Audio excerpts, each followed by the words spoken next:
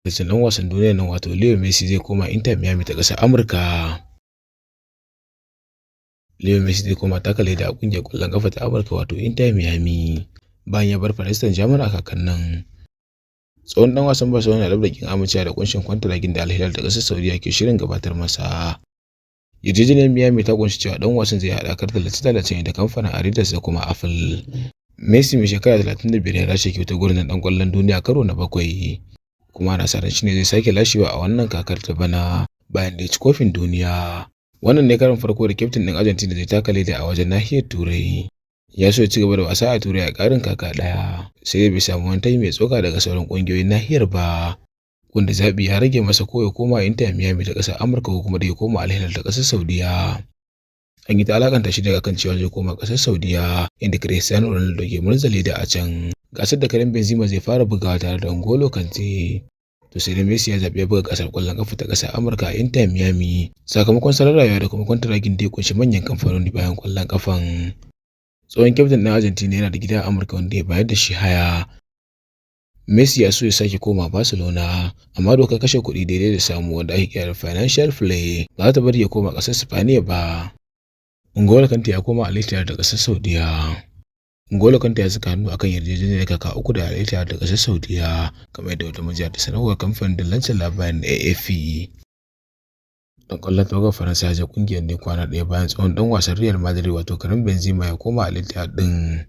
Kante mai shekara 32 ya je auna ƙoshin lafiyarsa daga baya ya saka hannu akan ƙunshin yarjejeniyar kamar yadda majiyar ta sanar da kamfanin dillancin labarin na AFP. Kamar yadda majiyar ta sanar da cewa ba a bata izinin bayyana batun ɗaukar Kanten ba. Kante wanda ya bar Chelsea a wannan kakan ya lashe kofin duniya a shekarar 2018 a Rasha tare da tawagar Faransa kuma a halin yanzu yana fama da raunin da ya jinyar wata 6. Majiyar ba ta fayyace kan kuɗin da Kante ya amince da kunshin yarjejeniyar buga wasa a ƙasar Saudiya ba. A ranar Talata da Al Ittihad ta sanar da ɗaukan Benzema mai shekara 35. Shi ma kan kwantaragin kaka 3 bayan yarjejeniyar ta ƙare da Real Madrid. Benzema da Kante da kuma kyaftin na Argentina wato Leo Messi na cikin 'yan ƙwallo 10 da Saudiya ta tsara ɗauka domin buga ta maula a ƙasar. A ɗaya ɓangaren kuma Angel Di Maria ya bar Juventus. Ɗan wasan tawagar Argentina Angel Di Maria ya bar Juventus bayan kaka ɗaya da ya buga a ƙungiyar. Di Maria zai bar Italiya a matsayin wanda yarjejeniyar ta ƙare a ƙarshen kakar nan, wanda ake alakanta shi da koma a ƙasar Saudiya shi ma. Mai shekara 35 wanda ya lashe kofin duniya a Qatar tare da Argentina ya koma birnin Turin bayan kaka 7 ne a Paris Saint-Germain. Di Maria ya ciyo Juventus ƙwallo 8 a wasa 40 da ya buga mata. Ƙungiyar ta ƙare kakar bana ba tare da ɗaukan kofi ba. Saudi Arabia ta ware fitattun 'yan wasa 10 da ke fatan ɗaukan su domin koma buga gasar, wanda ko dai sun lashe kofin duniya ko kuma dai sun ɗauki Champions League kamar yadda wata majiya ta sanar da jaridar AFP. Cikin 'yan ƙwallo 10 har da Di Maria da kuma ɗan wasan Real Madrid wato Luka Modric da kuma Hugo Lloris.